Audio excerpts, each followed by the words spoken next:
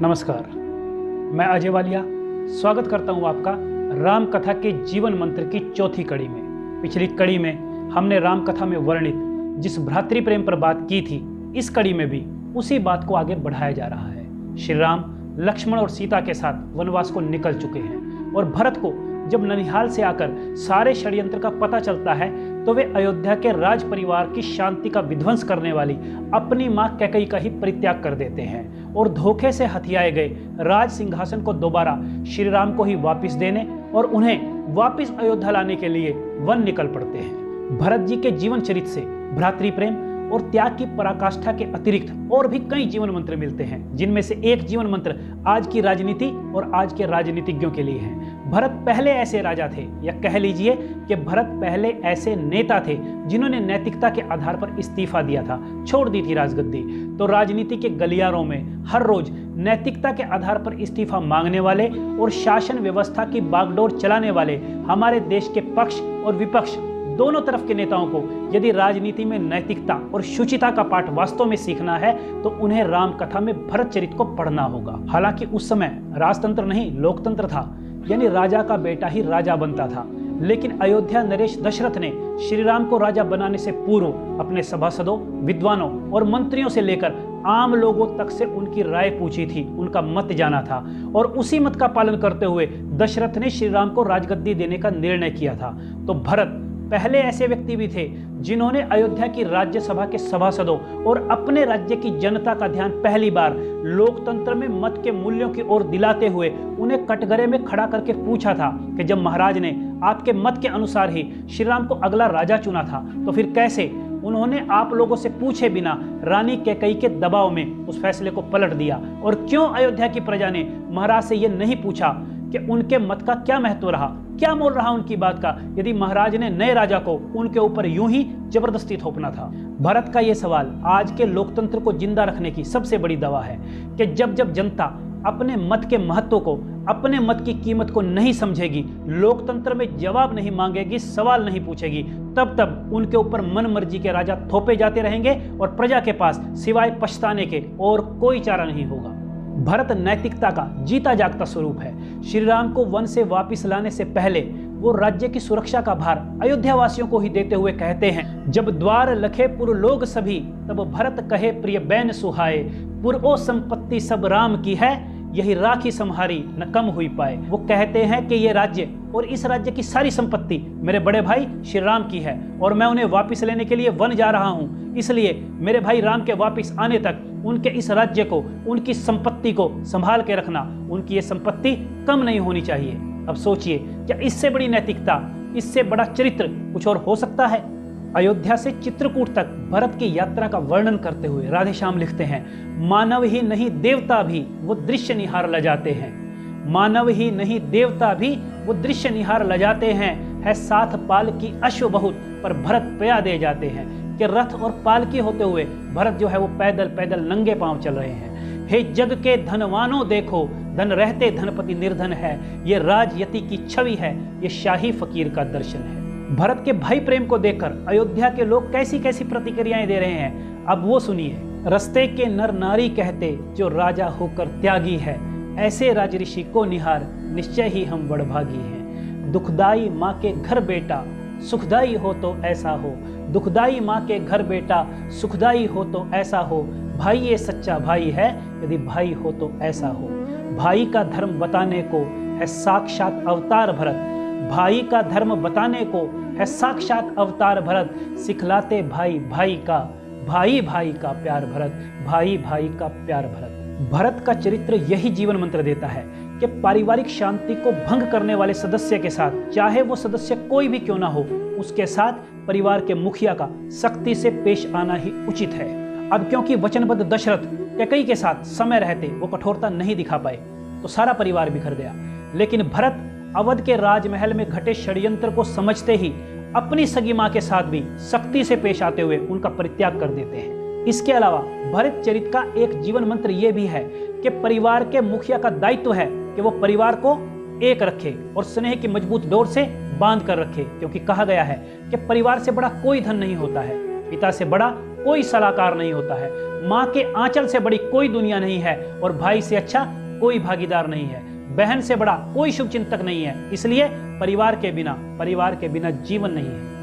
तो अब क्योंकि राजा दशरथ की मृत्यु के बाद और बड़े भाई श्री राम के वनगमन के पश्चात भरत ही अयोध्या के राज परिवार के मुखिया हैं, इसलिए पारिवारिक क्लेश के षड्यंत्र से खंडित हुए परिवार को एकजुट करने के दृढ़ इरादे से भरत अयोध्या के चक्रवर्ती राज सिंहासन के सुख को बड़े भाई के प्रेम में ठोकर से उड़ा देते हैं और निकल पड़ते हैं वन की ओर अपने भाई को वापस अयोध्या लाने के लिए। और आखिर चित्रकूट पहुंचकर भरत श्री राम के पांव में जा पड़ते हैं और कहते हैं, प्रभु दीन दयाल क्षमा करिए, कहीं बैन भरत प्रभु पाय न लेटे। प्रभु के पांव में लेट करके माफी मांग रहे हैं। उन्हें देख के राम स्नेह भरे निज हाथ उठाए के अंक समेटे। प्रभु राम ने उनको हाथों से उठा करके अपनी गोद में बिठा लिया है। तब भरत कहें, अपराधी हूं मैं, मम मातु के ही तुम गेह निकारे, अब मैं मुनिवेश रहूं वन में, श्री राम अवध कर राज समारे। भरत श्री राम को स्पष्ट कहते हैं कि मेरी मां के कारण ही आपको घर से निकाला गया है और इसका पश्चाताप यही है कि आप वापस अवध जाकर राज्य करें और मैं मुनिवेश धारण करके यहीं जंगल में रहूं। लेकिन श्री राम नहीं मानते। तो भरत एक और अनोखा काम करते हैं जो आज के लोकतंत्र में अक्सर राजनेता, सामाजिक कार्यकर्ता और आम लोग अपनी बात को मनवाने के लिए करते हैं। वो क्या था? वो था धरना प्रदर्शन और भूख हड़ताल।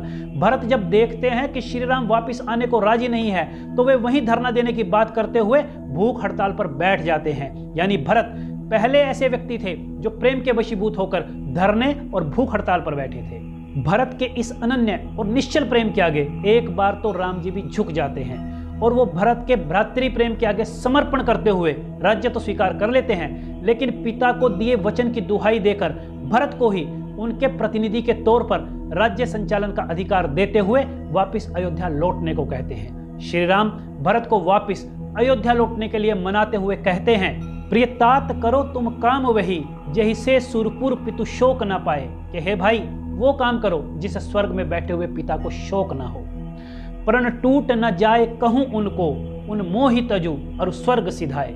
कि कहीं उनका वो प्रण जिसकी आन रखने की खातिर उन्होंने ना केवल मेरा भी त्याग कर दिया बल्कि अपने जीवन का भी त्याग कर दिया था, कहीं उनका वो प्रण टूट न जाए। अब कीर्ति न हो जही में उनकी, करो बंधु वही सबके मन भाए। प्रियतात अवधपुर आई हो मैं, मम राज समझ के ही काज चलाए। कि मैं जल्दी ही वापिस अवध आ जाऊंगा और मेरे वापिस आने तक तुम मेरा राज समझकर अयोध्या के राज्य का संचालन करो। एक दिलचस्प बात आपको और बताता हूँ, इसे ज़्यादा अच्छे से वो लोग समझेंगे जो जमीन जायदाद की खरीद फरोख्त करते हैं, सेल परचेज करते हैं। वो एक शब्द से परिचित होंगे, जीपीए। जीपीए यानी जनरल पावर ऑफ अटॉर्नी। आम बोलचाल की भाषा में कह सकते हैं वकालतनामा, मुख्तियारनामा। एक ऐसा लिखित दस्तावेज, एक ऐसा लिखित अधिकार जिसके जरिए एक व्यक्ति दूसरे व्यक्ति का प्रतिनिधि बनकर उसकी जमीन, जायदाद, व्यापार या उसका कोई कानूनी काम करता है। भरत संभवतः पहले ऐसे व्यक्ति थे जिन्होंने जीपीए यानी चरण पादुकाओं के जरिए 14 साल बड़े भाई का शासन चलाया। जब श्री राम ने भरत को वापस लौटने के लिए और उनका प्रतिनिधि बनकर राज्य का संचालन करने को कहा, तब भरत ने उनसे उनकी चरण पादुकाओं की मांग की।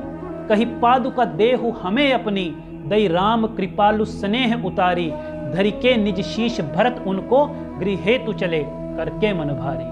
पुर आए भरत गुरु आयुष ले, लखी के शुभ दिन सब विप्र बुलाए। विधि रीति से राज सिंहासन पे, श्री राम की पादुका पूजी बिठाए। फिर छोड़ के राज भवन अपनो, नंदीग्राम में पर्ण कुटीर बनाए।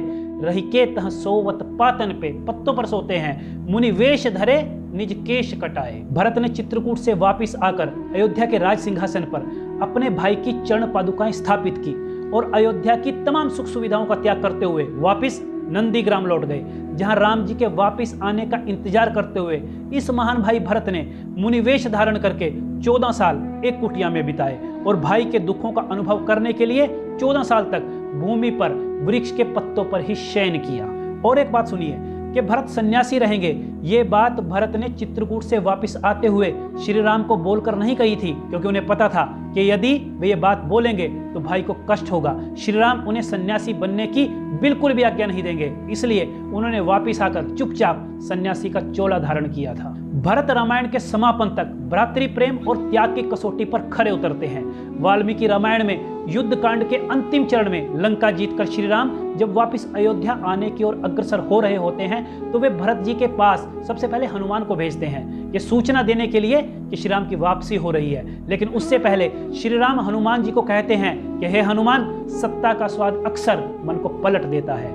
राम कहते हैं, संगत्य भरतः श्रीमान राज्यनार्थी स्वयं भवेत प्रशास्तु वसुधाम सर्वमखिलाम रघुनंदना। अर्थात हो सकता है कि 14 वर्ष तक राज्य वैभव का संसर्ग होने के चलते और माता कैकेयी की संगति में रहने के चलते यदि भरत स्वयं ही राज्य पाने की इच्छा रखते हो तो मुझे कोई समस्या नहीं होगी और उस दशा में मैं कहीं अन्यत्र तपस्वी का ही जीवन जी लूंगा, क्योंकि मैं अपने भाई भरत को किसी धर्म संकट में नहीं डालना चाहता हूँ। राम से आज्ञा लेकर जब हनुमान भरत जी के पास उनको राम के आगमन की सूचना देने और राज्य संचालन के विषय में उनके मन की थाह लेने पहुंचे तो उन्हें भरत जी राजगद्दी संभालने में उसी प्रकार निर्लिप्त मिले, उसी प्रकार निष्काम मिले जैसे कमल के फूल का पत्ता तालाब के पानी में रहकर भी जल से अछूता रहता है, उस पत्ते पर जल की एक भी बूंद टिक नहीं पाती। उसी तरह हनुमान जी ने भरत को देखा, जिनकी 14 साल के लिए मिले उस विशाल समृद्ध अयोध्या के राज्य में लेश मात्र भी आसक्ति नहीं थी। हालांकि भरत बिल्कुल निर्दोष और निष्कलंक है, तथापि उन्हें एक बार तो सबके संदेह का शिकार होना पड़ता है। अयोध्या के नर नारी उनके ऊपर संदेह करते हैं, निषाद राज गुह उनकी नीयत पर संदेह करते हैं, ऋषिराज भारद्वाज उनके सेना सहित वन में आने का कारण पूछते हैं, वो भी उनके ऊपर संदेह करते हैं। और तो और एक बार तो सेना सहित उनके वन आगमन को लेकर उनके भाई लक्ष्मण भी उनकी नीयत पर शक करते हुए उनके ऊपर शस्त्र तक उठाने की बात करते हैं, जबकि उनका तनिक भी दोष नहीं है। लेकिन भरत ये सब कुछ संयमी होकर सहते हैं और शांति, प्रेम और सहिष्णुता से अपने निरपराध होने का डंका बजाकर जगत पूज्य बन जाते हैं। अब एक बार दोबारा हम लौटते हैं राम लक्ष्मण के भ्रातृ प्रेम की ओर। जब रणभूमि में लक्ष्मण मूर्छित पड़े हैं तो श्री राम अपने छोटे भाई लक्ष्मण द्वारा उनके लिए उठाए गए कष्टों को याद करते हुए क्या कह रहे हैं कि वनवास मिला था जब मुझको तब उबल पड़ा था भाई ये, भाई की सेवा को पहले तैयार हुआ था भाई ये। मैंने तो माँ की आज्ञा से शाही पोशाक उतारी थी, पर इसने भ्रातभाव पर ही महलों को ठोकर मारी थी। जंगल के कांटे मेरे ही कारण इसने स्वीकारे थे, मेरे ही सुख को वन के दुख इसने मस्तक पर धारे थे। सेवक भी था, रक्षक भी था, पालक भी था, यही भ्राता था। खाने को फल, पीने को जल, हर रोज वनों से लाता था। आदर्श बना जो औरों को, मिल सकता नहीं भ्रात ऐसा। है दुनिया तू ही बतला दे, देखा है कहीं भ्रात ऐसा। लक्ष्मण से भाई को खोकर धिक्कार राम के जीने पर। हे ब्रह्म शक्ति दे छोड़ इसे और आजा मेरे सीने पर। ये छोटा और बड़ा हूं मैं, अनुचित इसका मरना पहले। हे काल इसे पीछे लेना, मुझको समाप्त करना पहले। या ये अच्छा है एक साथ दोनों का प्राण निकल जाए। भाई भाई का एक रक्त एक ही चिता पर जल जाए। आगे बिलखते हुए श्री राम कहते हैं, मैं बिना तुम्हारे हे भैया किस तरह अवधपुर जाऊंगा। माँ पूछेगी जब लक्षण कहाँ तो क्या कहकर समझाऊंगा। लंका पे मैं चढ़ आया हूँ, हे तात तुम्हारे ही बल पर। मेरी जय का संपूर्ण भार, हे भ्रात तुम्हारे ही बल पर। करता है काम और कोई, पर नाम और का चलता है। करता है काम और कोई, पर नाम और का चलता है। जलता तो है रोगन कपड़ा, कहते हैं कि दीपक जलता है। लखन के लिए श्री राम की इस पीड़ा को छंद रामायण में कुछ इस तरह से लिखा है। मम हेतु सहे तुम कष्ट बड़े, वन माही रहे सही आतप बाता। निज नारी को नहीं मोह कियो, तुम छोड़ दियो अपने पितु माता। मन मोर दुखी अति व्याकुल है, यही सोची जगो हमरे प्रिय भ्राता। तुम बिन नहीं मोए सुहाए कछु, नहीं जात जियो हमसे प्रिय ताता। सौंपे हूँ माँ तूने मोहि तुम्हें, अकेले उन्हें जाय के का बतलाई हो। तुम बीच भंवर मोहे छोड़ रहे, मैं लौट अवध का मुख दिखलाई हो। उर्मिल जब पूछे ही नाथ कहाँ, तब का कही धीरज वाही बंधई हो। पुरजन परिजन अरु बंधु सखा, जब पूछे है मैं उन्हें का बतलाई हो। जब श्री राम को आशंका होने लगती है कि अब हनुमान नहीं आएंगे और लखन नहीं बचेंगे, तब वे वानर सेना के आगे रुदन करते हुए बेहद मर्मस्पर्शी शब्दों में अपनी अंतिम इच्छा बताते हुए कहते हैं कि मेरा मन लखन के बिना न अवध लौटने का है और न ही लंका को जीतने का। इसलिए हे वानर वीरो, मुझ पर तुम्हारे पहले से असंख्य उपकार है, तो अब एक और अंतिम उपकार कर दो। श्री राम की पीड़ा को शब्द देते हुए राधेश्याम लिखते हैं, अपने उपकारों के घट को फिर आज और भरते जाना। अंतिम इच्छा इस राघव की इस भांति पूर्ण करते जाना। इतना करना हम दोनों की छातियां मिला देना भाई, इतना करना हम दोनों की छातियां मिला देना भाई, एक ही वस्त्र में दोनों को कसकर लिपटा देना भाई। यदि चिता बनानी मुश्किल हो तो जल में यहीं बहा देना, जल निधि की ठंडी लहरों में दोनों को साथ सुला देना। दोनों के रुधिर से इतना लिख देना सागर के तट पर, भाई भाई की यादगार है इसी सागर के मरघट पर। अब जरा सोचिए कि जिस घर में रामायण के इन विचारों का श्रवण मनन होता हो, क्या वहां पर कभी कोई क्लेश हो सकता है? क्या वहां कभी भाई भाई में कभी फूट हो सकती है? तो मेरा बस यही निवेदन है कि अपने बच्चों को, अपने परिवार को मर्यादा पुरुषोत्तम श्री राम के पावन चरित्र से जरूर जोड़िए।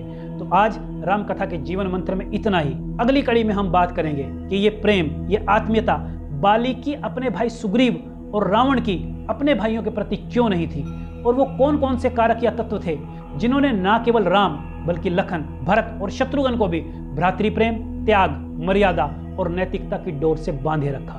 तो फिलहाल इजाजत दें। सीताराम का आशीर्वाद आप सब पर बना रहे। जय सीताराम।